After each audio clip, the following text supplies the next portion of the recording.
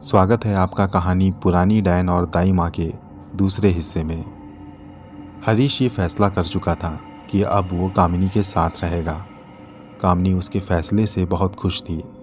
उसने गले लगकर अपनी खुशी का इजहार किया, मगर हरीश के पीठ पीछे ही कामिनी के चेहरे पर बड़ी पुरस्कार और हैवानियत भरी मुस्कुराहट आ गई। उसके बाद हरीश और कामिनी ने शादी कर ली। शादी करने के बाद हरीश कामिनी को अपने गांव ले जाने लगा। उन लोगों ने बस से सफ़र तय किया और फिर वो दोनों हरीश के गांव पहुंच गए। हरीश जैसे ही गांव में दाखिल हुआ तो गांव वालों की पैनी नज़र हरीश पर पड़ने लगी। वो उसे घूर घूर कर देख रहे थे। हरीश यहाँ से अकेला गया था और जब लौटा है तो साथ में किसी औरत को दुल्हन के जोड़े में लेकर लौटा है। इन सब चीज़ों को देखकर लोग तरह तरह की बातें कर रहे थे।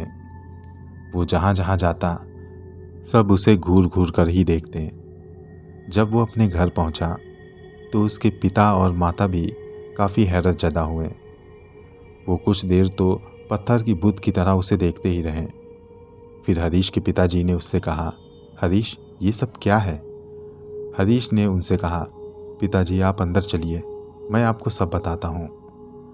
अंदर जाकर हरीश ने अपने पिताजी को कामिनी और उनके वालिद के बारे में सब कुछ बताया कि कैसे वो पिछले दिनों फौत हुए और कामिनी इस दुनिया में अकेली रह गई और इसलिए उसने कामिनी से शादी कर ली।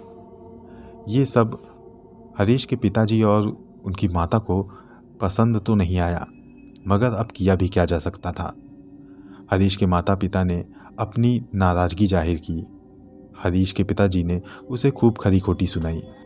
हरीश ने उन्हें समझाने की बहुत कोशिश की, मगर सभी की नाराज़गी बनी रही। कोई भी कामिनी से भी ठीक से बात नहीं कर रहा था, सिवाय हरीश की बहन के। शाम के वक्त परिवार के कुछ और सदस्यों को इकट्ठा किया गया। इस मुद्दे पर चर्चा हुई और फिर सब कुछ सोच समझ कर ये फैसला लिया गया कि हरीश और कामिनी को साथ ही रहने दिया जाए। बड़े बुजुर्गों की बात पर हरीश के माता और पिता भी राजी हो गए। सभी ने अपने मन को समझाया। हरीश की माँ ने कहा, शादी में मैं तो नहीं थी, मगर अब ज़रूरी रस्में मैं ज़रूर पूरी करवाना चाहूँगी। उनकी बात पर भी सब राजी हुए, लिहाजा दूसरे दिन गांव वालों को दावत दी गई। ज़रूरी रस्में पूरी करी गईं। मुंह दिखाई की भी रस्म हुई, जिसमें गांव की सभी औरतें हरीश की बीवी का चेहरा देखती। उसका चेहरा देखकर सभी दंग रह जाते हैं, क्योंकि वो बहुत ही हसीन और खूबसूरत थी।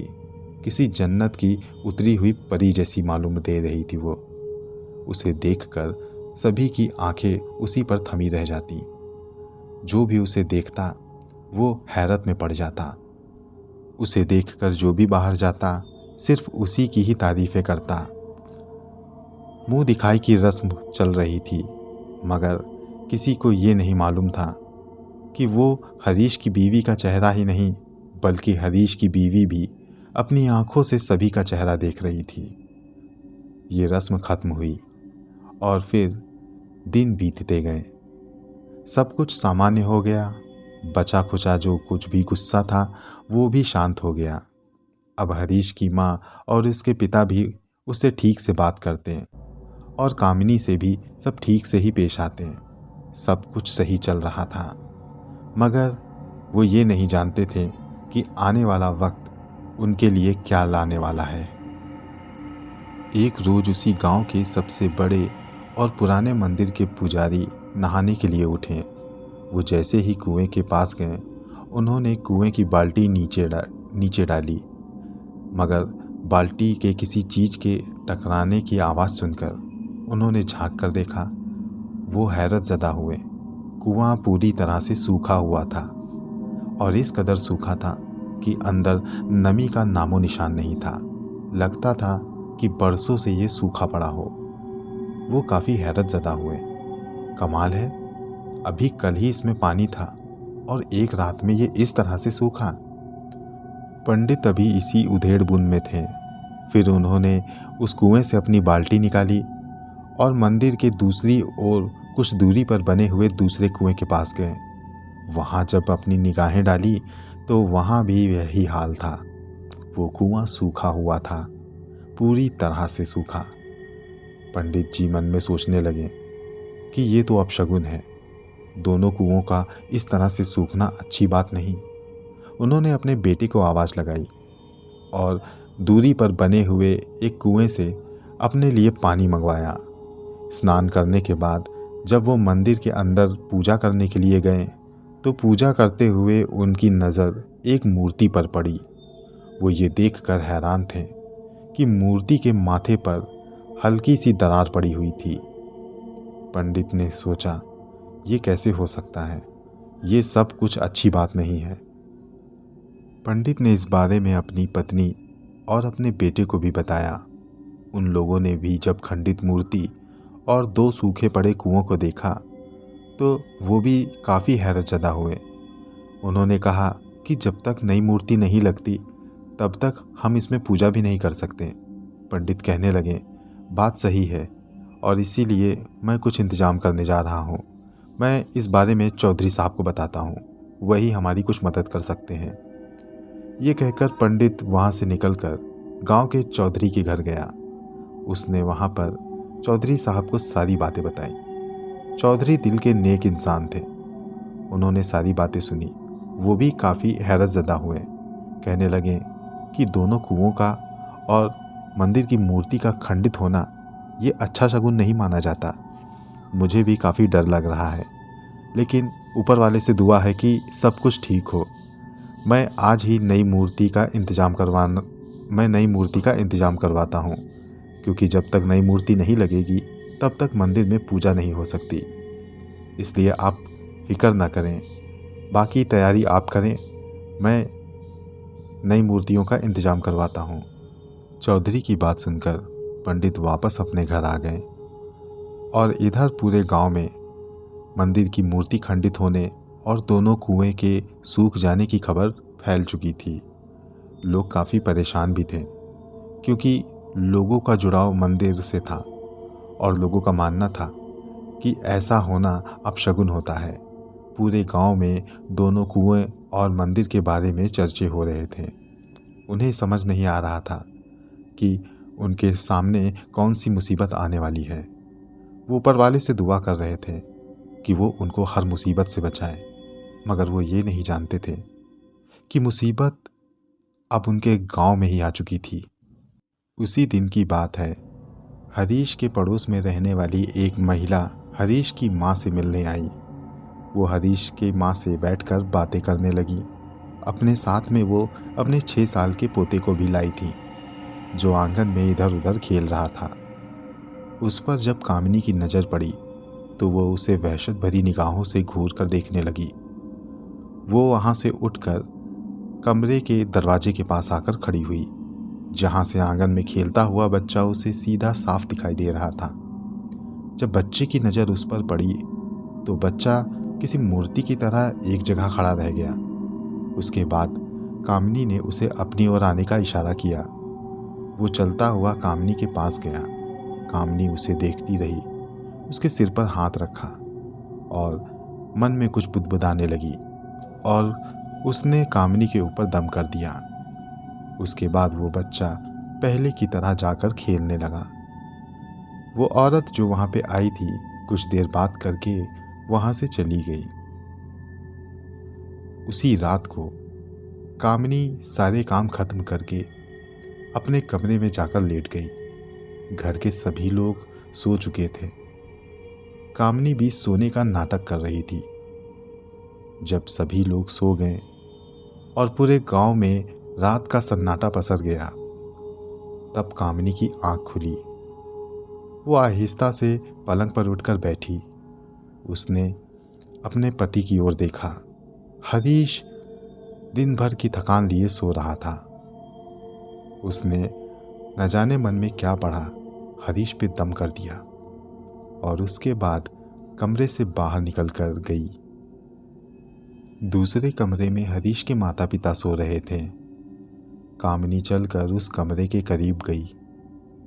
उसने खिड़की से झांक कर देखा और फिर मन ही मन कुछ पढ़ने लगी और इसके साथ ही उसने खिड़की के अंदर अपना हाथ डाला और एक उंगली निकालते हुए हरीश के माता पिता की ओर इशारे में गोल दायरा खींचने लगी और उसके बाद उसने उस खिड़की से उन पर दम किया और अब वो चलती हुई सीधे हरीश की बहन के कमरे में जा पहुंची। वो भी बेसुध पड़ी सो रही थी। कामिनी ने उस पर भी दम किया और फिर वहां से बाहर चली आई। न जाने ऐसा क्या उसने किया था कि सब बड़ी गहरी नींद में खो गए थे। कामिनी घर से बाहर आई और गली में होते हुए सन्नाटे में बने हुए जंगल की ओर जा पहुंची। वहां पर पहुंचकर उसने पलटकर अपने घर की ओर देखा और फिर मन ही मन कुछ बुदबुदाने लगी। ठीक उसी वक्त एक घटना और घटी। जिस बच्चे को कामिनी ने अपने घर पर देखा था, वो बच्चा अपने घर में सो रहा था। अचानक उस बच्चे की भी आंख खुल गई। वो उठकर बैठ गया। उसने भी चारों ओर इधर उधर अपनी नजरें दौड़ाई और फिर चुपचाप पलंग से उतरकर धीरे से दरवाज़ा खोला और अपने घर से बाहर निकल आया। ऐसा लग रहा था कि उसके दिमाग पर किसी का कब्जा हो गया हो। वो अपने घर से बाहर आया और ठीक कामिनी के सामने आकर खड़ा हो गया। कामिनी ने उसका हाथ पकड़ा और उसे जंगल की ओर ले जाने लगी। वो अपने गांव के घर से काफ़ी दूर निकल आई थी और सन्नाटे में बने हुए जंगल में जा पहुंची। उसने अपने सामने उसी बच्चे को लिटा दिया और फिर खुद भी वहां पर आलती पालती मारकर बैठ गई। वो मन ही मन कुछ पढ़ने लगी। काफ़ी देर पढ़ते रहने के बाद उसने हवा में अपने दोनों हाथ बुलंद किए और फिर कुछ अजीब सी जुबान में कहने लगी। वो जुबान ना हिंदी थी ना ही उर्दू, वो कुछ और ही लफ्ज़ थे जिन्हें वो बहुत ही रफ्तार से बोल रही थी। वो अल्फाज जैसे ही ख़त्म हुए वैसे ही वहाँ पर एक अजीब सी मनहूसियत छा गई। उसने अपनी आंखें खोली। इस बार उसकी आंखें पहले से बहुत ही ज़्यादा बदल चुकी थीं। उसकी आंखों में एक अजीब सी वहशत थी। चेहरा भी काफ़ी डरावना और खूंखार हो चुका था। अपने बाल उसने खोल रखे थे जो हवा में उड़ते हुए नागिन की तरह लहराते हुए मालूम दे रहे थे। उसने जब सब कुछ पढ़ लिया तब उसने अपने पास रखा हुआ एक खंजर निकाला और उस बच्चे के सीने में दे मारा। बच्चा बिना कोई हिस्सो हरकत वहीं पड़ा रहा। उसने उस बच्चे का पेट चीर दिया और फिर उसमें से खून निकालकर उसने अपने पूरे चेहरे पर लगाया और उसका खून पी गई। ये डरावना और काफ़ी दिल दहला देने वाला मंजर था। ये करके वो बच्चे को यूं ही वहीं पर छोड़कर वापस अपने घर आने लगी। वापसी में उसने अपना हुलिया तब्दील नहीं किया था। जब वो घर पहुंची तब खुद ब खुद उसका हुलिया पहले की तरह हो गया। वो जाकर अपने पलंग पर लेट गई और फिर अपनी आंख बंद कर ली। अब उसके चेहरे पर पहले से ज़्यादा ताजगी थी। पहले से ज़्यादा वो खूबसूरत लग रही थी। पहले से ज़्यादा वो जवान भी लग रही थी। सुबह हुई तो हरीश की नज़र उस पर पड़ी। उसे भी हैरत हुई। फिर उसने सोचा कि उसे यूं ही ये लग रहा होगा। इधर पड़ोस में जिनका बच्चा कत्ल किया गया था वो लोग अपने बच्चे को ढूंढ रहे थे क्योंकि उन्हें कुछ नहीं मालूम था कि वो कहाँ गया है। जब पता चला कि उनका बच्चा गायब है तो सभी ढूंढने लगे। खूब ढूंढने के बाद पता चला कि उस बच्चे की लाश बाहर जंगल के रास्ते पर पड़ी है। सब रोते पीटते उस बच्चे के पास गए। उसकी लाश की हालत देखकर सभी की आंखों में आंसू आ गए और लोग खौफजदा भी हुए। बच्चे का पूरा पेट फटा पड़ा था, कलेजा भी गायब था। सब ये अंदाज़ा लगा रहे थे कि ये काम किसी जंगली जानवर का होगा। जब पुलिस को बुलाया गया तो उसने अपनी छानबीन की। पुलिस को भी कोई सुराग ना मिला। उसने बॉडी को पोस्टमार्टम के लिए भेजा। जब पोस्टमार्टम की रिपोर्ट आई तो उसमें भी सब कुछ नॉर्मल था, सिवाय इसके कि उसके पेट को किसी धारदार हथियार से चोट करके काटा गया है। उसका क्रियाक्रम किया गया और फिर सब रोते पीटते घर चले गए। मगर सभी के मन में ये सवाल था, पुलिस भी यही सोच रही थी कि आखिर वो लड़का इतनी रात में वहाँ पहुँचा कैसे। अगर कोई जानवर उसे घसीट कर ले जाता तो लोगों को पता चलता। इसमें ज़रूर कोई बात है, ज़रूर इसे किसी ऐसे शख्स ने कत्ल किया है जो इसे जानता होगा। उसने बच्चे को रात में किसी बहाने से बुलाया होगा और फिर उसका कत्ल कर दिया होगा। उसकी मौत गांव वालों के लिए पहेली बन चुकी थी। किसी को समझ नहीं आ रहा था कि आखिर वो रात में जंगल तक गया कैसे। सभी इस घटना को उस अपशगुन से भी जोड़ रहे थे जिसके बारे में गांव में बात फैली थी। कुओं का सूखना और मंदिर की मूर्ति में दरार पड़ना, लोग इन सब बातों को इससे जोड़ रहे थे। लोग कह रहे थे कि जरूर गांव को कोई श्राप लगा हुआ है, कुछ अपशगुन होने वाला है और ये उसकी शुरुआत है। ये सब सोचकर सभी के चेहरों पर खौफ साफ दिखाई दे रहा था, सिवाय कामिनी के, जो दिन पर दिन और भी ज़्यादा हसीन और जवान होती चली जा रही थी। वो एक हाथ में बाल्टी पकड़े हुए कुएं की ओर बढ़ रही थी। बताता चलूं कि गांव के सभी कुएं नहीं सूखे थे, कुछ एक आध कुएं ही धीरे धीरे सूख रहे थे। जब कामिनी कुएं की ओर पानी भरने गई तो पानी भरते हुए उसे वहां पर एक और बच्चा खेलता हुआ दिखाई दिया। उसने घूरकर उस बच्चे को देखना शुरू कर दिया। न जाने उस खेलते हुए बच्चे को भी क्या हुआ कि उसने भी पलटकर कामिनी को देखा और झट से दौड़कर उसके पास आ गया। कामिनी ने अपने साड़ी के पल्लू से एक गुड़ का ढेला निकाला और उसे देते हुए बोली, ले बच्चा, खा ले इसको। वो छोटा सा मासूम सा बच्चा कुछ समझ न पाया। उसने उस गुड़ के ढेले को लिया और उसे खा लिया और वहाँ से चला गया। और फिर कामिनी हंसते मुस्कुराते हुए बाल्टी हाथ में थामे अपने घर की ओर चली आई। उसी रात को कामिनी ने फिर वही काम किया। जब पूरा गांव सो रहा था तब उसकी आंख खुली और फिर उसने सभी के पास जाकर मंत्र पढ़े। फिर घर से बाहर निकली और उसी जंगल के पास चली गई। और उसी तरह से उस बच्चे की भी आंख खुली जिसने गुड़ खाया था। वो भी चुपचाप उठकर अपने घर से बाहर आ गया और कामिनी के पास जाकर खड़ा हो गया। किसी को कानों कान खबर नहीं हुई। इसका भी हाल कामिनी ने वैसा ही किया और इसको मारकर वो वापस अपने घर की ओर आने लगी। वैसा ही वहशत भरा भयानक चेहरा लिए वो घर की ओर बढ़ रही थी। जैसे जैसे वो घर के करीब आ रही थी उसका चेहरा पहले की तरह ही नॉर्मल होता जा रहा था, मगर पहले से ज़्यादा खूबसूरत भी हो रहा था, पहले से ज़्यादा जवान भी हो रहा था। वो धीरे धीरे अपने घर के पास पहुंची और घर के अंदर दाखिल होने लगी। उसे घर के अंदर दाखिल होता देख गांव के ही कुछ गली के कुत्ते उस पर भौंकने लगे। कामिनी एक पल के लिए रुकी, पलटकर उन कुत्तों को देखा। जैसे ही उसकी निगाहें कुत्तों पर पड़ी, कुत्ते बिल्कुल शांत हो गए, वापस अपनी जगह पर जाकर बैठ गए। कुत्तों की आंखों में भी खौफ साफ दिखाई दे रहा था।